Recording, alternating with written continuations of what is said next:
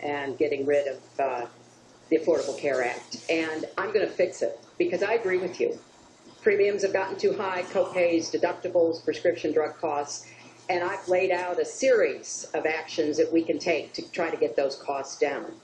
But here's what I don't want people to forget when we're talking about reining in the costs, which has to be the highest priority of the next president.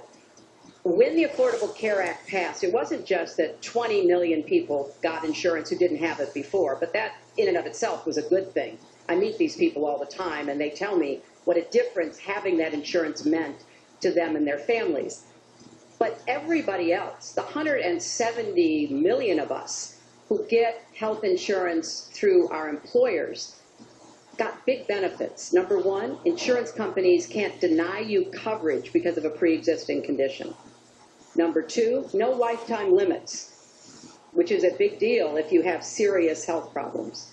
Number three, women can't be charged more than men for our health insurance, which is the way it used to be before the Affordable Care Act. Number four, if you're under 26 and your parents have a policy, you can be on that policy until the age of 26, something that didn't happen before. So I want very much to save what works and is good about the Affordable Care Act.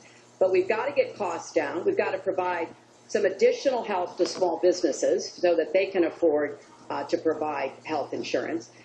But if we repeal it, as Donald has proposed, and start over again, all of those benefits I just mentioned are lost to everybody, not just people who get their health insurance on the exchange. And then we would have to start all over again.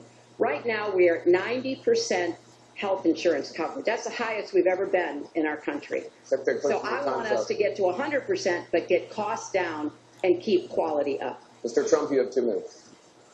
It is such a great question, and it's maybe the question I get almost more than anything else outside of defense.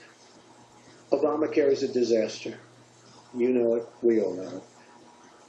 It's going up at numbers that nobody's ever seen worldwide. Nobody's ever seen numbers like this for healthcare. It's only getting worse. In 17, it implodes by itself. Their method of fixing it is to go back and ask Congress for more money, more and more money. We have right now almost $20 trillion in debt. Obamacare will never work.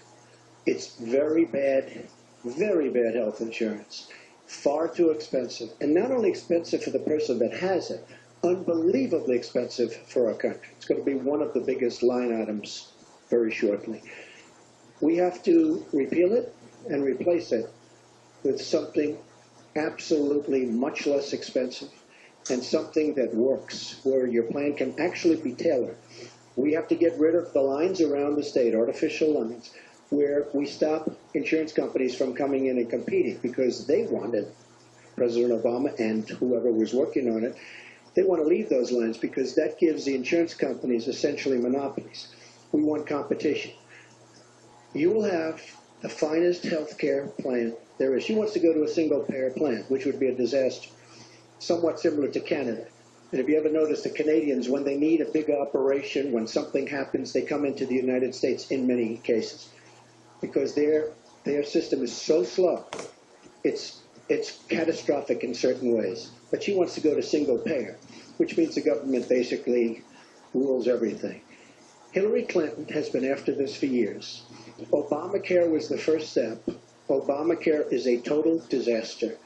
And not only are your rates going up by numbers that nobody's ever believed, but your deductibles are going up. So that unless you get hit by a truck, you're never going to be able to use it. It is a disastrous plan, and it has to be repealed and replaced. Secretary Clinton, let me follow up with you. Your husband called Obamacare, quote, the craziest thing in the world, saying that small business owners are getting killed as premiums double, coverage is cut in half. Was he mistaken, or was his mistake simply telling the truth? No, I mean, he clarified what he meant, and it's very clear. Look, we are in a situation in our country where if we were to start all over again, we might come up with a different system. But we have an employer-based system. That's where the vast majority of people get their health care. And the Affordable Care Act was meant to try to fill the gap between people who were too poor and couldn't put together any resources to afford health care, namely people on Medicaid. Obviously, Medicare, which is a single